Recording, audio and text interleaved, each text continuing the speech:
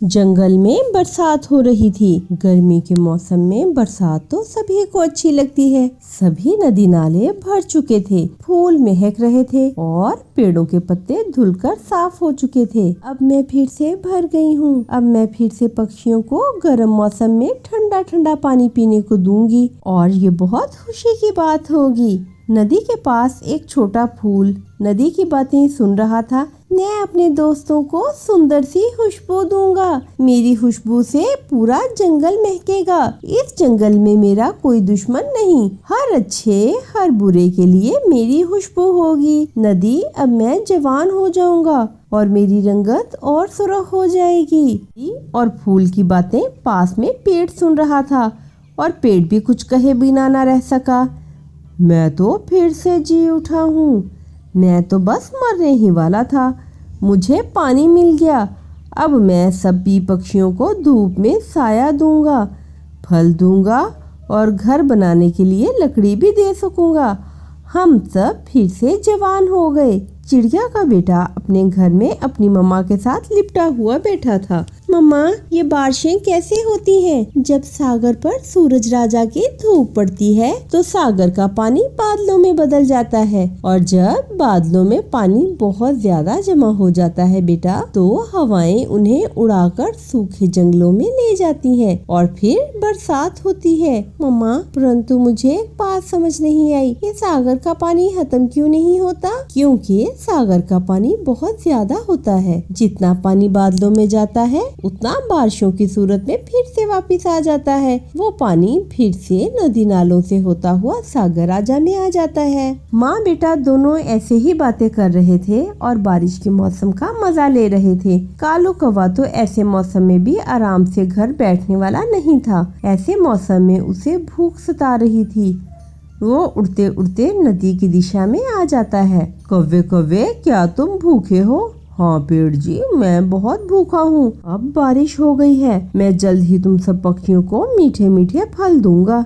ऐसा करो, मेरी जड़ के साथ एक चावल का पौधा है, आप उसमें से चावल खा लो और अपनी भूख मिटाओ। कौवा तुरंत चावल खा लेता है। फिर अचानक कौवे को एक आवाज सुनाई देती है। कौवे कौवे, मैं कब से किसी का इंतजार कर रही हूँ, मेरे पास आओ। ये भोली नदी मुझे क्यों बुला रही है? इसको मेरे से क्या काम हो सकता है? क्या बात है भोली नदी जी, जो पानी में जमा कर सकती थी मैंने कर लिया। अब अगर ऐसी ही बारिश होती रही तो मैं इस पानी को संभाल नहीं पाऊंगी, जंगल में बाढ़ आ जाएगी। ये सुनकर कौवा डर जाता है। भोली नदी, अगर बाढ़ आ गई तो इस बरसात से जो खुशियाँ हमें मिली हैं वो सब खत्म हो जाएंगी। ऐसा करो, ये चिट्ठी मैंने बादलों के नाम लिखी है, इसको बादलों तक पहुंचा दो। परंतु भोली नदी जी, मुझे तो नहीं पता कि बादल रहते कहाँ पे हैं। आप सागर पे जाएं, अपने साथ चिड़िया को ले जाएं, उसे सब पता है कि बादल कहाँ रहते हैं।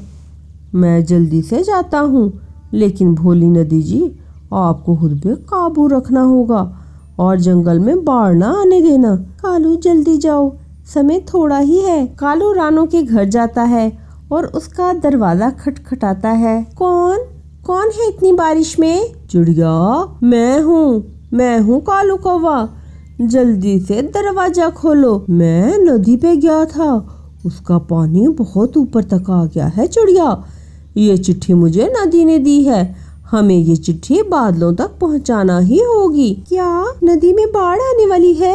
समय बहुत थोड़ा है, भोली नदी ने मुझे कहा है। चिड़िया को पता है बादल कहाँ रहते हैं। कुकू बेटा, मैं और आपके अंकल बादलों के पास जा रहे हैं, आप सो जाओ, हम थोड़ी देर में वापिस आ जाएंगे। मम्मा, आप जाएं, जल्दी जाएं, आखिर सब पक्षियों की जिंदगी का मसला है। चिड़िया और कौवा बादलों के पास जाते हैं। बारिश बहुत तेज थी, लेकिन वो दोनों उड़े जा रहे थे कि ये जंगल की सुरक्षा का मसला था। वो बहुत जल्द बादलों के पास पहुंच जाते हैं और चिट्ठी बादलों को दे देते हैं। बादलों का राजा उस चिट्ठी को पढ़ता है। बादल जी, भोली नदी ने कहा है अगर बारिश ना रुकी तो सब खुशियाँ खत्म हो जाएंगी जो बरसात ने हमें दी है। क्या भोली नदी भर चुकी है? नहीं, अभी थोड़ी बहुत गुंजाइश थी उसमें। आप ऐसा करें, ये बारिश रोक दें। आप लोग मेरी ये चिट्ठी लेकर हवाओं की रानी के पास जाओ। हवाओं की रानी ही बादलों को उड़ाकर वापस लाएगी। चिड़िया और कौवा जल्दी से बादलों की लिखी हुई चिट्ठी हवाओं की रानी के पास लेकर जाते हैं। रानी रानी, हम पहाड़ों वाले जंगल से आए हैं। हमारे जंगल में बरसात बहुत ज़्यादा हो रही है और नदी जी ने हमें बादलों के पास भेजा था।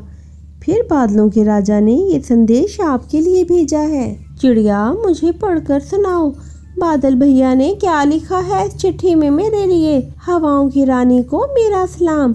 रानी, अब आप इन पक्षियों के साथ इनके जंगल जाएं और जो बादल इनके जंगल में बरसात कर रहे हैं उन्हें उड़ाकर किसी और सूखे जंगल में ले जाएं। तो क्या आपके जंगल में बाढ़ आने वाली है? हवाओं की रानी, नदी नाले सब भर चुके हैं। अगर यूं ही बारिश होती रही तो बाढ़ आ जाएगी। आप मेरे पीछे पीछे आए, मैं जाती हूँ आपके जंगल और उन बादलों को उड़ाकर ले आती हूँ। हवाओं की रानी तेजी से आगे बढ़ती है। कौवा और चिड़िया रानी के पीछे पीछे जाते हैं। फिर हवाओं की रानी बादलों को उड़ाकर दूसरे जंगल ले जाती है और बारिश रुक जाती है। हमने कर लिया, हमने अपने जंगल को बाढ़ से बचा लिया। आप दोनों ऐसे कोशिश ना करते तो बहुत बुरा होने वाला था। शायद मैं अपनी जवानी ना देख पाता, बारिश में डूबकर ही मर जाता। मैं भी अपने दोस्तों को फल ना दे पाता। या बहन, मुझे तो जोरों की भूख लगी हुई है। आपके घर कुछ खाने को है? कौवे भैया, आप मेरे साथ चलें, मेरे घर में भोजन है। फिर वो सब खुशी खुशी एक दूसरे के साथ मिलकर रहने लगते हैं। तो दोस्तों, अगर आपको ये वीडियो अच्छी लगी हो तो हमारी वीडियो को लाइक करें, अपने दोस्तों के साथ शेयर करें और हमारे चैनल को सब्सक्राइब करना मत भूलिएगा। आपका धन्यवाद।